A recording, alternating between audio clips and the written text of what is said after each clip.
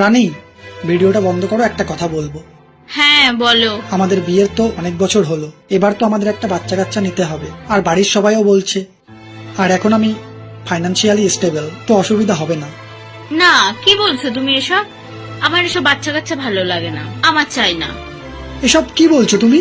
তাদেরকে আমরা ভালোবেসে আমাদের জীবনে নিয়ে আসি, আর তুমি বলছো বাচ্চা কাচ্চা চাই না আমাদের? না, আমি আমার খাওয়া দাওয়া সুখ শান্তি ফেলে আমি বাচ্চা নিতে চাই না। আর বাচ্চা নিয়েই বা কি হবে? মা ডাক শুনেই বা কি হবে? বাচ্চারা যখন বড় হয়, বড় হয়ে তো মা বাবার কথা শোনে না, তাদের দেখে না, তাহলে বাচ্চা নিয়েই কি হবে? তার বাবা মা তাকে যেভাবে মানুষ করে সে সেভাবেই তৈরি হয়। আমি বড় হয়েছি, আমি কি আমার বাবা মাকে দেখছি না? দেখো, তুমি আর বেশি জোর করো না, কারণ আমি যখন বলেছি বাচ্চা নেব না, তখন আমি নেবই না।